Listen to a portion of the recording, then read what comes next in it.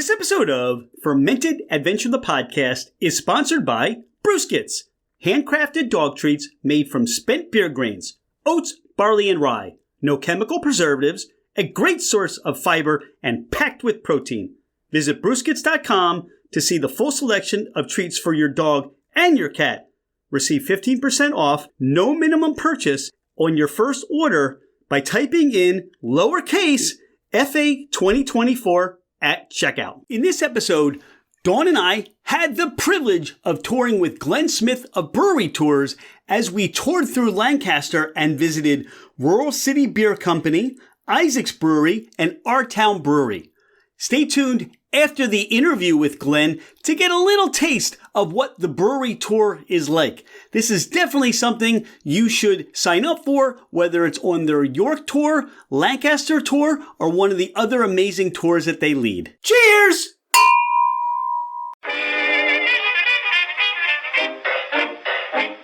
Hello, ladies and gentlemen, craft spirit enthusiasts, and those interested in the intoxicating world of craft distilleries, cideries, meaderies, wineries, and the occasional foray into breweries. It's Rich Shane, and welcome to Fermented Adventure, the podcast, where we bring you the fascinating people that are making the mash, fermenting, distilling, bottling, pouring, and delivering to you some of the finest libations in the world. Before we get started, here are a few housekeeping items. Thank you for bringing the podcast into wherever you are and whatever you're doing. We truly are grateful that you have chosen to listen and make us part of your day. It would mean the world to us if you left a 5-star review. This helps us climb in the rankings, and it makes it easier for others to find us. Don't hesitate to leave us your comments as well. If the podcast didn't meet your expectations, tell us why. We're always striving to improve. You can find us at fermentedadventure.com. We are on Instagram and Facebook as Fermented Adventure. Email us at fermentedadventure@gmail.com. All right, FA Nation, let's meet our guest. He's Glenn Smith. I'm Rich Shane.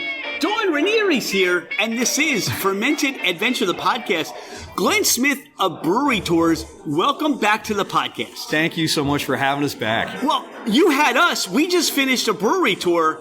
Wow. Dawn and I, we talked the whole way about our experience. This was so much fun.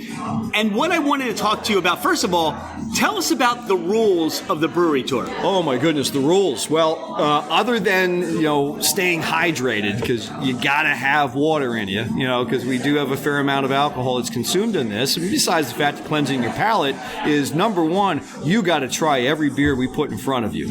There's 12 different beers. Some of them you may not have heard of before. Some of you can go, well, I don't like that style, but no, you're going to try every single one of the beers. But the other rule is you don't have to finish any of them. Well, what I enjoyed is, I guess there's a different experience or a different place where people are coming to for the brewery tour. Some maybe with some experience and some without. Glenn, I have to say, this is like, you were a guest of the podcast back in May of 2022. Wow. And it's very interesting to see where you have come from, where you are now, where you're going. But what I got to experience today for Dawn and I was, this isn't just a beer drinking tour. This is, you learn about the history of beer. You learn about beer itself in terms of the different kinds of beer. And you learn, we're in Lancaster. You taught us about the history of Lancaster. This is a historical walking tour. Now, when we started, you were just in York. You branched out into Lancaster. Talk about the expansion since we talked last. It really has been something fascinating. We celebrated our 5-year anniversary back in October of last year, of 23. And if you asked me back in 2018, where we would have been, I probably wouldn't have said here.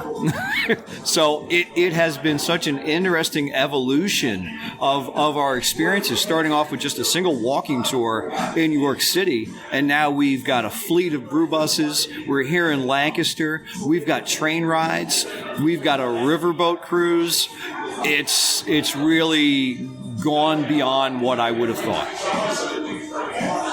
I can say, again, being on the tour today, it was such a wonderful experience for us because we got to really learn. I mean, you taught me stuff today that hopefully some of the audio comes out of the history of beer and whatnot. But Glenn, your wealth of knowledge of beer, it really shows and comes out. Your passion for beer, your passion to teach people. And in these last couple of years, what are some of those moments? Any recollection of any of these moments on some of these tours that, stories that come out for you? Boy, one of my favorite stories is I had a couple on a tour, and it was in downtown York at the time. And it was, we were at Old Forge Brewery, which unfortunately their tap room's no longer in York, but they're up in Danville, Pennsylvania. Wonderful brewery. Big shout out to those guys up there. Love them to death. So the wife wasn't drinking, tasting, trying her beer. And I was kind of watching, and, the husband's doing his thing. And I just kind of leaned over and I said, hey, I noticed you're doesn't look like you're enjoying yourself. And she's like, oh, yeah, I've always tried my husband's beers and I never found anything I like. I'm just not a beer drinker. And I'm like, all right. So I asked her, I said, well, what do you normally like to drink? And she said something like, pineapple and Captain, something like that. All right, hold on. And I walked away and I came back and I had a glass and I slid it over to her and I said, try this. And she goes, what is it? I go, don't worry about it. Just try it. And I think we're just doing audio here. There's no visual. No, So I'm going to explain here. So she took a sip and she lifted her head up off to the right and she stared out somewhere. And I'm watching this, and I'm not sure if this is a good thing or a bad thing. I don't know what just happened here. So I go, what happened? And she comes back around, and she goes, I like this. What's this? I go, it's a beer. And I kid you not, she stood up from the table. She put her arms up in the air. She goes, oh, my God, I like beer. And she bought a 4-pack of it. It was their blood orange... Their blood orange Gosa. Okay. And it kind of fit in line with what she normally likes to drink. And what really thrilled me to no end is they walked out of there now being able to share something else as a husband and wife. They both can enjoy a beer together. Maybe it's not the same beer, maybe it's not the same style, but they can go somewhere and enjoy a beer together. And that is just... Yeah, there's not enough money in the world for that experience. That's just outstanding. Well, I heard that on the tour today. One of the guests, her name was Judy, and she said, I think there was a certain beer that she said she didn't like, but then she said, wow, I like this. Now, we're at Rural City Beer Company, and, so every brewery is going to be different. How do you go about selecting the breweries that you choose to have on your tour here, at least for Lancaster, where we are now? Yeah, I don't mean this as to be negative for anybody that's not on our tour, because that's certainly not the case, because there are so many breweries to pick from. Lancaster has 40 breweries. York County has 32 breweries. South Central Pennsylvania has over 90. There's so many breweries here, but you can't play with everybody. And for people that are coming into the area, like the tour today, we had people from Philadelphia, including you guys. We had people from New Jersey. Last week we had people from Miami. They all need to be big hitters. So when people come on our tours, they're going to get the best of the best. We're picking breweries that we believe do a very good job and also have a very interesting selection of beers. Because you don't want to go in and go, oh, they're all IPAs, oh, they're all sours. We want to provide a selection of beers so you can have an interesting curated experience. Brewskits, beer grain dog bones, brewskits. Your dog will go wild, brewskits. Beer grain dog bones, a healthy alternative for your pup. Brewskits are all natural and made in the USA. Visit brewskit.com. That's BREWSCUID.com. I enjoyed, for me, how you said, all right, we're going to start here with a Pilsner, and we're going to go to another brewery with a Pilsner. Now, my recollection may not be side to side, but at least I can see what the expression demonstrates, what the characteristics of it. So it's not just like, we're going to do a stout, we're going to do a sour, we're going to do a pilsner, we're going to do a lager. You really get to, in your mind and in your palate, experience the way you've curated this. It's just really fun. And like you said, you had people from Miami, people from Philadelphia. Now that we've had a chance to experience this tour, this is so much fun for like 4 hours, but it's drinking, it's history, it's beer education. And for those that think they know everything about beer, you impart, your knowledge of beer, like you said, you've been to 70,000 breweries at this point? At least. Yeah. No, but you have the experience that if a question comes up, or like you and I said, look, this beer to me didn't taste like a Kolsch, but it was a Kolsch. Yeah. So we had a really fun banter about it because you start to say, all right, these are the characteristics of a Kolsch. It kind of loosely falls into that, so it must be that. But even still, that it stumped both of us, I guess, in a way. It did. It absolutely did. Yeah.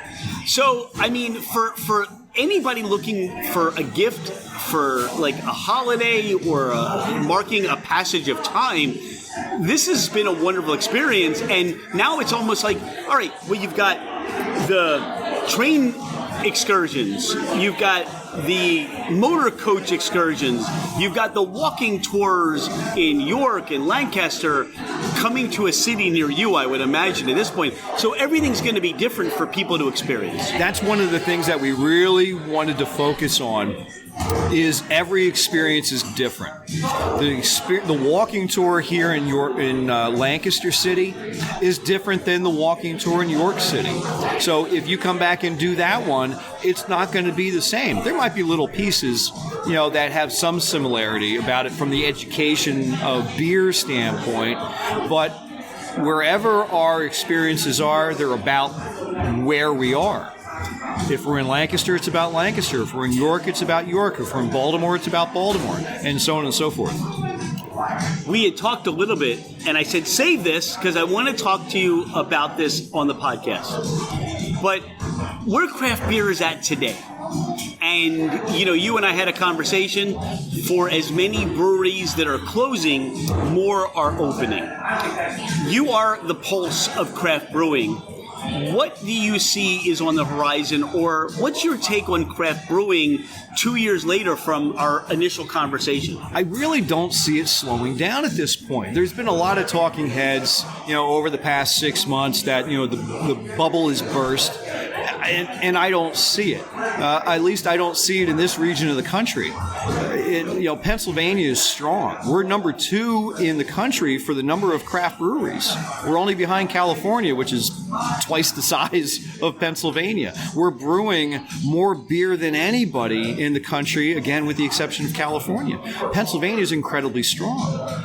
And we continue to open up more breweries than breweries are closed. Look, breweries are always going to close. In any industry, there's going to be businesses that close. That's just the way it works for whatever reason. Bad business model, somebody retired, whatever the case is. But we continue to see more breweries open. Here's an interesting thing, is how many bars do you have in your neighborhood today?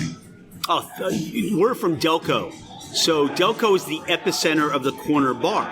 Okay, so maybe you're the bad example. All right, sorry. Never mind. That's okay. There's fewer and fewer bars today because people don't go down to the bar; they go to the local brewery. The brewery has kind of taken that space over, whereas if you and the boys are getting together, you're going to the bar over here, or the brewery, and having a pint. You and the missus are going out for some dinner. You may be going to the brewery to have dinner. You're having a board meeting, or you're meeting your nonprofit. You may be having it at the brewery, and maybe you're going to take the family to the brewery as well and play some board games, or go for trivia night, or have yoga Sunday morning. Is breweries have transformed into these community hubs that bars never could. Because that's where you went to get away from your wife. Is that why you go to the brewery, Dawn? All the time. Okay. Well, it was interesting because John at Isaac's Brewery talked about the fact that there was a point where the number of breweries in Pennsylvania finally reached the same amount of breweries that were open at the time of Prohibition that had obviously closed. So it's taken almost 90 years to catch up to have this many breweries open at a point in time when they were shut down. Yeah. And you're right. I mean, when you look at communities, the brewery was the place where you got your mail. People had their mail delivered at the brewery. And that was the community. That was where you learned about politics and what was going on in the neighborhood and things like that. So it's very understandable that the craft brewery, the local corner brewery or the local town brewery, means something to the community as it does. It does. And a couple things about that. You know, our breweries, our brewers are involved in the community. They're just not sitting here in the brewer, you know, waiting for somebody to come in and buy a pint. They're being engaged in the community. They're getting involved in causes and fundraising and, you know, other types of involvements. So they've become this thread in the community that really pulls a lot of things together. And to Johnny's comment, the thing that I find fascinating about that is when you look at the numbers and compare them to Prohibition, pre-Prohibition, there were that many breweries because there had to be, because we didn't have the technology to, you know, have the mass distribution systems that we have today. They didn't have the brewery systems that we have today. They brewed beer. Every town had their own brewery because that's essentially what the system provided. We don't need to have that anymore, but yet we do have that now. So there's a difference between need, you know, where we need to have it because that's what the environment, that's what the industry is capable of doing. Today it's because we want to have that many breweries. When we started out here at Rural City, I mean, we talked about different family ownership in different breweries, but it's also different personalities in brewing styles. And I think that's one of the things that is very top of mind when I think of why do I want to go to one brewery versus another, because I know I'm going to get different personality, different expressions from that brewer today. Yeah, that's really something that's fascinating. At the end of the day, we're dealing with 4 ingredients. We got water, we got hops, we got grain, and we got yeast. And everybody's working with the same stuff. But yet, everybody's able to put their own spin on it, their own personality, their own characteristics on it. And the IPA over here at Brewery A is different than the IPA over Brewery B.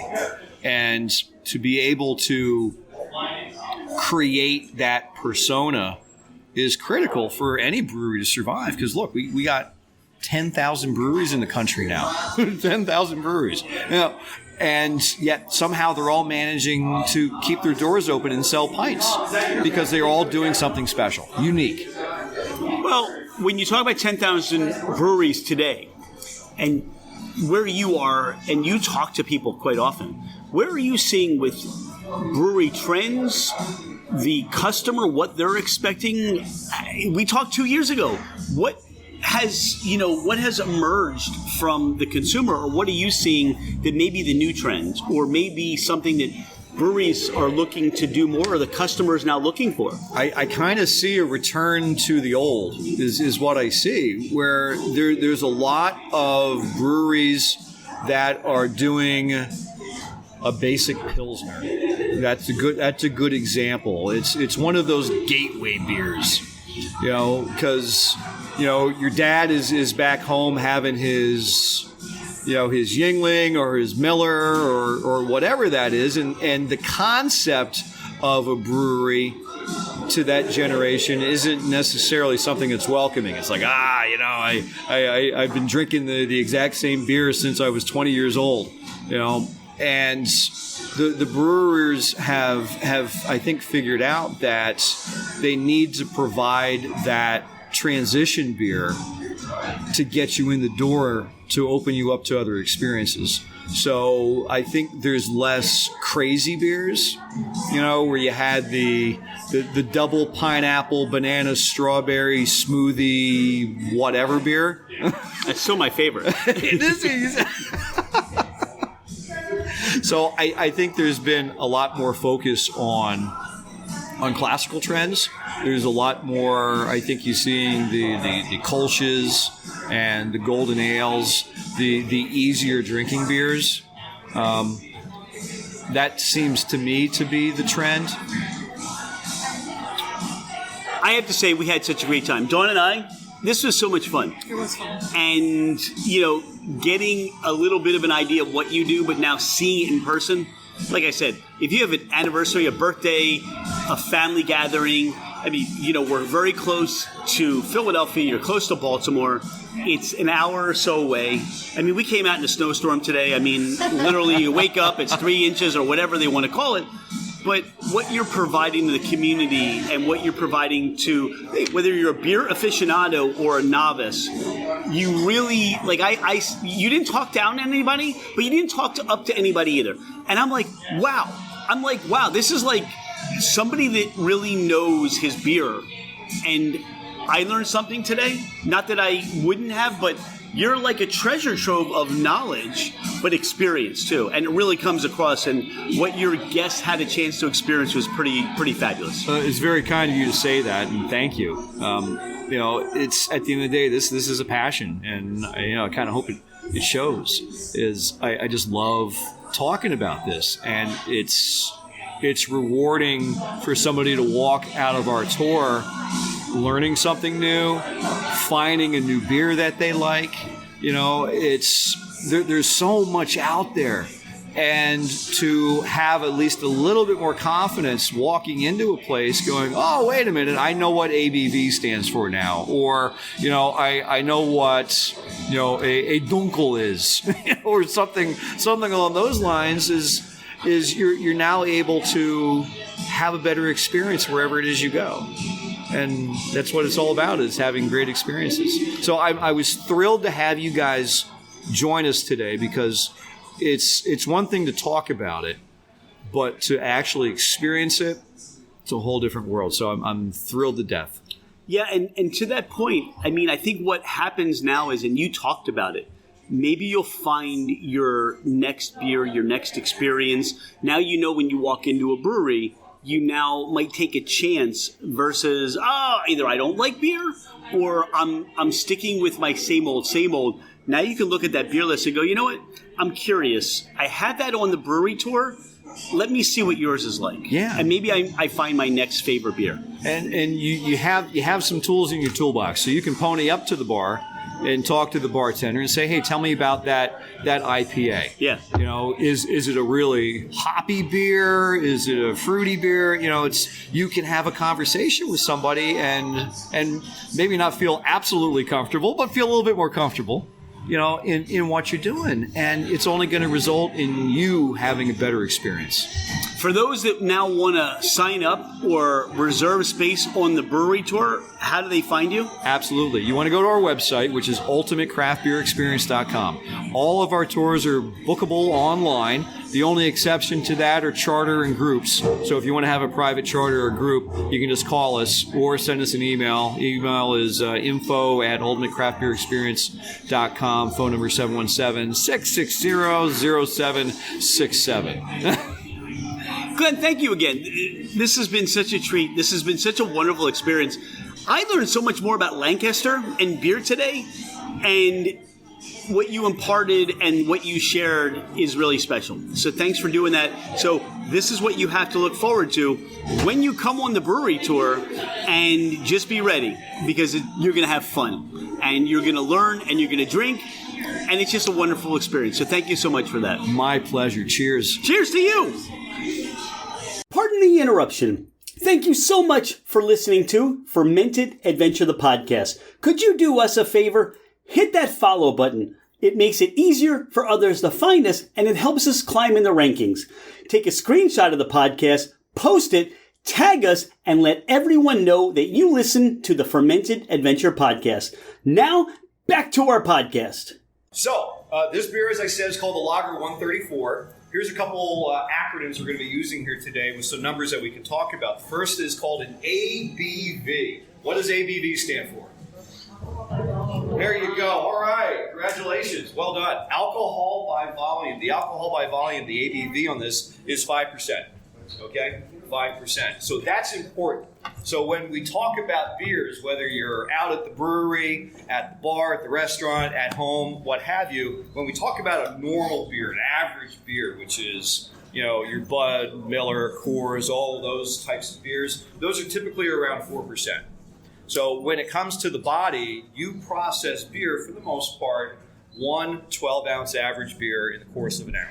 So if you take a look at it like a bell curve, when you consume that alcohol, the alcohol in your system, your blood alcohol level starts going up. As the body metabolizes the alcohol, it empties out of the body by perspiration and other means. So if you have one normal 12-ounce beer, 1 hour from now, you should be back down to 0. Okay? So ABVs are important. So when you take a look at ABVs, you go, okay, I had a 10-ounce, imperial stout. It's going to take longer than an hour for that to go out of your body. So when you get pulled over by the cop and he says how many beers you had, and you go, 2.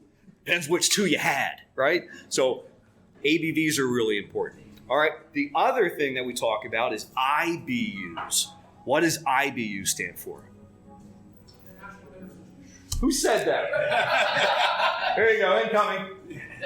Oh, look at that. All right, wonderful. That's right. International Bitterness Units. So international bitterness units, I don't like international bitterness units because I don't know what your experience has been, but a lot of people walk into bars and they go, what's the IBU? Notice there's no IBU on the chart because people make decisions based on the IBUs. It's too high, it's too low. And the reason the IBUs, A, you don't have to tell them because it's not required by the law. But the other one is you just want them to try the beer, right? Taste the beer because IBUs are a bit tricky because it's based on the bitterness of the hops, right? So it's based on the specific hops, the alpha amylase, all that stuff. But it also comes down to when the hops are added to the kettle as well. So the earlier the hops are added, the higher the IBUs. And that could be changed over by perception of hops as well. Some IBUs come from dry hopping, but not too many. But also, like I said, dry hopping with different hops can also perceive different bitterness as well. So yeah, so there's different adjuncts that can be put into the beer. Lactose is a good example where it offsets the bitterness. So although it has a higher IBU, it may not pack that real bitter punch. So if you do see IBUs out there, don't let it affect your choice. Try the beer first and see how that kind of plays out. Okay? So ABVs, IBUs, those are some of the things we're going to talk about. The style in this particular beer, this is a Pilsner, okay? So Pilsner is the most popular style of beer in the world. When you talk about Bud and Coors and Miller and all that stuff, they're all Pilsners. They're all Pilsners. And some of the most oldest and most popular beers in the world are Pilsners. They've been around for a very long time. Now, with all beers, they all tend to have some interesting stories behind them as well. So this particular beer, where does it come from? Any guess? I don't know if you know this one. German waters or just in general? Pilsner, the original Pilsner. I would say Czech Republic. Yeah, it's from the Czech Republic. It's from a little town called Pilsen. So, yes. So it's an interesting story. So this actually goes back to the 1600s. And at that point in time, every town had a brewery, right? So that's what they did. And this particular brewer ran into a problem. He had a contamination that happened with his beer. The beers all went sour, and not like a drinking is sour. They all went sour. And beer was such an important thing that the townspeople rised up. They broke into the brewery, got the barrels, smashed the barrels, poured the beer into the street, and chased the brewer out of town. So the town officials went, oh dear God, we have a problem. So they had to go find a new brewer. And, they didn't have LinkedIn or Indeed back then. So they had to actually go out and find somebody. And they found a gentleman. His name escapes me at this time. But he came from Bavaria, which was the next neighborhood over, so to speak. And he came over and he goes, hey, guys, I have this new style that's kind of coming around now. So let me digress for a sec. There's 2 types of beer in the world. What are those 2 types? Everything out there is either this or that. Good or bad. I love it. You got it. No, that deserves one. There you go. Okay, what 2 types? Any guesses? What's in the name of this beer? Hey, there we go, lager. Lagers and ales. That's right. And I'm overly simplificating this, but it's the types of yeast that's used. Okay, and I'll explain that a little bit more. One of the other stops we're going to have is we're going to be visiting into the brew house, and I'll walk you through how beer is actually made. But yeah, there's lagers and there's ales. Ales were around much longer than the lagers. So this guy came along and goes, hey, I got this new style. We call it a lager. And they really enjoyed it. In fact, that brewery, I forget the name of it. It gives me a U. But Urquell, thank you. Yeah, Urquell. They founded the Urquell Brewery, and it is the oldest brewery in the world. It's still in operation, so you can go over there and have that Pilsner that they have over there. And you can probably find it in a lot of distributors as well. So, so we got a Pilsner here. And this Pilsner is a little bit different than traditional Pilsners because, as Ben said, they dry hop this one, right? Yeah, very lightly dry hopped. Just for some fun. Adds a little sweetness to the beer as well. That's what I'm drinking right now, just so I can drink with you guys. But there's some nice maltiness in the back end. Very low bitterness as well. This was dry hopped with New Zealand Pacifica. Just kind of fun to do that with. No cool backstory to that, but I just thought it was a cool hop. Can I ask what is dry hop? So dry hop usually is after fermentation. Some people do it during fermentation, but it usually means when you're taking hops and putting it into the fermenter or unitank or bright tank or however your process is. Letting it sit, letting all those oils get into the beer and change the flavor to what that hop is usually used for. So the whole connotation of dry hop, I honestly don't know where the term came from. There's nothing dry about it. Yeah, the hops are dry before it. So with hops, they're actually a natural preservative as well. So adding them to the kettle helps with that, the preservation as well. And I don't know if I'm giving too much away, but with IPAs, originally it was India Pale Ale, and when England was trying to take over India, or whatever that process was, but when they were moving that way, they wanted to bring beer with them because that was very important to their culture. So when that would happen, they would get to India and the beer would become sour, and they would become upset, and then more bad things would happen. So then they started experimenting with the hops that were from the local area and just stuffing them into the barrels. And on that 2-month travel down the coast there, it would come out and it would be a little more hoppy. I don't know how good it was personally, but but it was not sour and it was safe to drink as well. So just kind of a cool thing from hops. That's spot on. That story is absolutely true. The backstory on it is equally interesting because that beer was never made for public consumption. The IPA, it was made for the soldiers down in India. It was until one of the ships shipwrecked, and what they would often do at that time is they would try to salvage whatever they had left over from the ship and sell it and try to recoup some of their losses. It just so happened some of the barrels survived. Somebody bought it, tried it, goes, what the heck is this? Can you make it here?